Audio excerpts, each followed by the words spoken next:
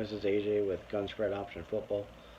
The next play I'd like to talk about is outside veer versus a stack, and it's going to look a lot like inside veer. Actually, that's what I like about this.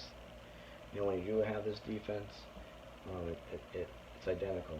You know, smart split the backside, smart split the front side. Double team and scrape if you need to. Double team and scrape if you need to. It's all up on depending on if the tackle or the center can make the block. Play side now. So our rule for outside veer is we're going to leave the last guy alone on the line of scrimmage, which happens to be this guy. There's your one right there. There's your dive. There's your dive. So that's the case. He goes like that. Y is just going to block there. There's really no need for this guy to go in motion unless you really are worried about that free safety, but I wouldn't be. You could actually send him to the free safety, but the running lane for the S is still the same, and the quarterback here, again, you know, here's your dive read. He's going to come down, everybody else is blocked. He does his zone block, or his man run him off, and you know, and we're gone. I mean, that's pretty so simple right there. One variation, since I did write up 5-3, I'll show you really quick on what would happen. That's why we're in slot. This is great because they can easily make this adjustment, and we can easily make our adjustment. Now he's still head up. You walk that back or down the line of scrimmage. Our rule is to leave the last guy alone in the line of scrimmage. That's this guy now. That's one thing you gotta teach your quarterbacks. I don't care if he's a linebacker. I don't care what position this guy plays. I don't care if he's a safety that's walked down. I don't care if they brought a corner in the game and he's walked down there. As long as he's on our line of scrimmage, that's the guy we're gonna leave alone. Now he becomes the dive read. So now the blocking changed. You can either solo him or ace or whatever call you have, or you can call for a double team, slip call, whatever, and get up there. Now your run lane for your running back does change. So now we want him running this track, right at that, right off that double team, and running like that. So there's no cut back here. Again, you can aim it here,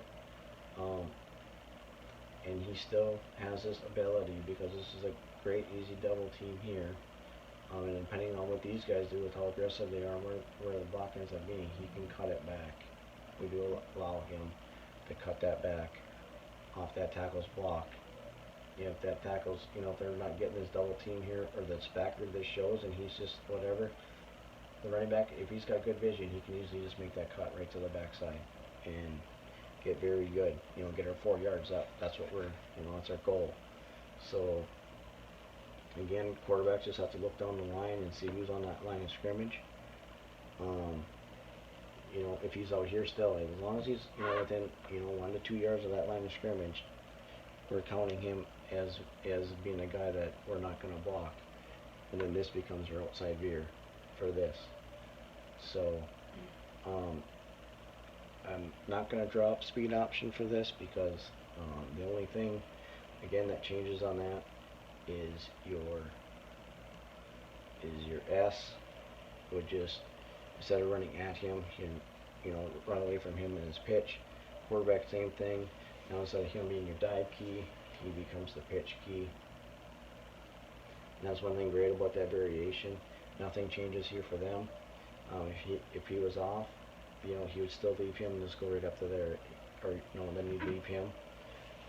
Sorry, I'll draw that up real quick. Because we leave the last guy alone on the line of scrimmage.